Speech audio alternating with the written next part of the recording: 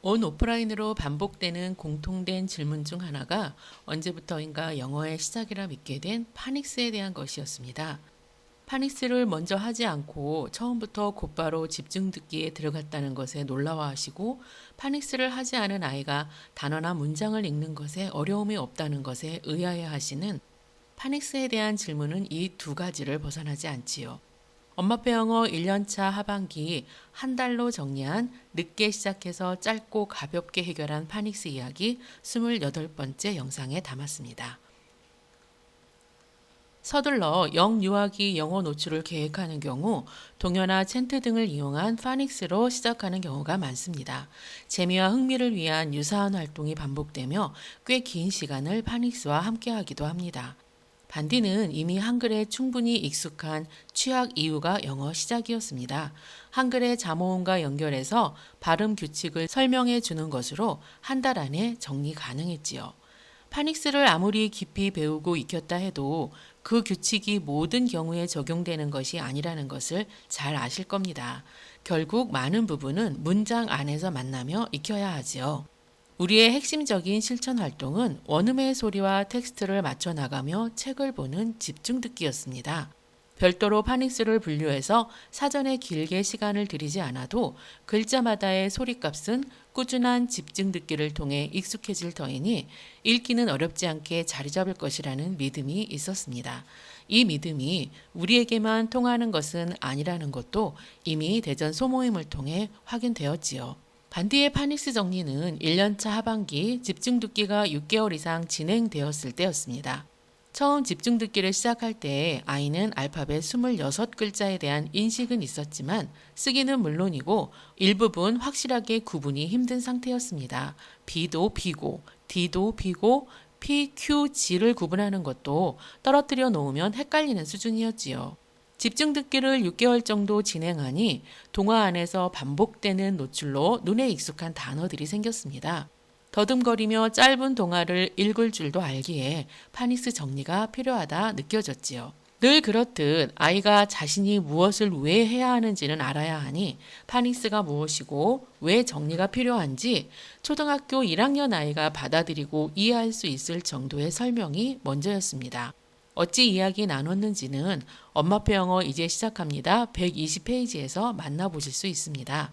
자세한 접근 방법과 관련 자료들까지 책과 블로그에서 확인 가능하지요. 책과 블로그에 담아놓은 자료들은 자음, 모음, 쌍자음, 이중글자 등 주제별로 묶어 간단하게 이해하고 정리하는 방법입니다. 영상을 만나고 계신 분들 중 파닉스를 정성 들여 오래 깊이 있게 다룰 계획이라면 큰 도움이 되지 않을 것들이지요. 영어에 관심 있는 엄마들이라면 잘 알고 있을 키즈클럽 홈페이지에 도움을 받았습니다. 다양한 파닉스 액티비티 워크시트를 무료로 다운받을 수 있는 곳이었지요. 잘 만든 화려한 학습지는 아니지만 파닉스 말고도 플래시카드, 크래프트, 스토리, 토픽별 워크지를 인쇄해서 활용하며 처음으로 알파벳 쓰는 연습도 이때 했습니다.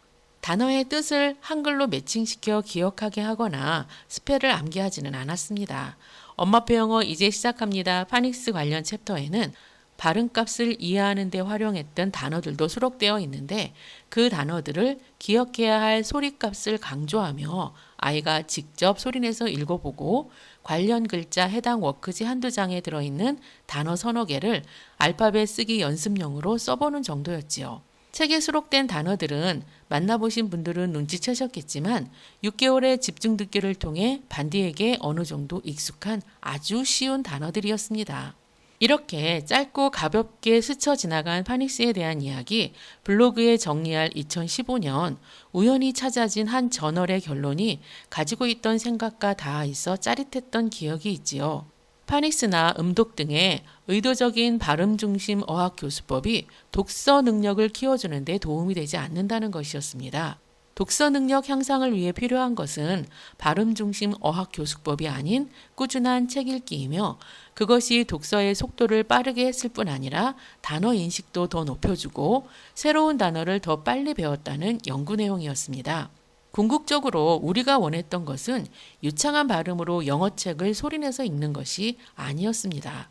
앞선 영상에서 분명히 밝혔듯이 아이가 또래의 사고에 맞는 원서를 읽어나가며 학년에 맞는 독해력을 쌓아가는 것이 진짜 놓쳐서는 안 되는 것이었지요. 그런 독서 능력을 키우기 위해 반드시 필요한 것이 파닉스나 음독은 아니었구나. 막연했던 확신이 공신력 있는 텍스트로 확인되니 우리가 이런저런 이유로 못했던 방법이 안 하는 것도 나쁘지 않다는 것을 확인한 짜릿함에 반디에게 번역해 달래서 열심히 읽었던 기억이 있습니다. 원문은 블로그에 링크로 남겨져 있습니다. 오해하지 않기를 바랍니다. 무조건 이렇게 하라는 것이 아닙니다. 이 방법이 옳다는 것도 아니지요. 우리는 이 단계를 이리 해도 좋을 만큼 시작이 늦었습니다. 이미 한글의 구조를 알고 있는 아이였기에 설명으로 이해시키고 정리할 수 있는 준비를 했던 것이지요. 책에 담아놓은 자료들이 바로 그 준비였습니다. 그리고 이후에 꾸준히 집중할 집중 듣기에 대한 믿음이 분명했습니다. 보고 싶은 것만 보고 듣고 싶은 것만 듣지 말기를 당부드립니다. 안 해도 된다니까 안 하는 것만 쫓지 말고 안 해도 되겠다 싶을 만큼 다음을 준비해야겠지요. 파닉스를 안 해도 꾸준히 집중한 집중 듣기가 구멍을 만들지 않겠다 생각됐다면 구멍 안 생길 정도로 집중 듣기에 정성을 들여야 한다는 것입니다. 안 하는 것만 좋아서 안 하고는 집중 듣기에도 정성을 들이지 않는다면 결과는 더 나빠질 수 있겠지요. 그것 봐라. 파닉스 안 하니까 영어책 못 읽잖아. 도돌이표 후회를 만날지도 모릅니다. 이래야 한다는 이론이 아니라 이래도 되더라는 경험을 나누는 누리보듬의 엄마표 영어 28번째 이야기였습니다. 감사합니다.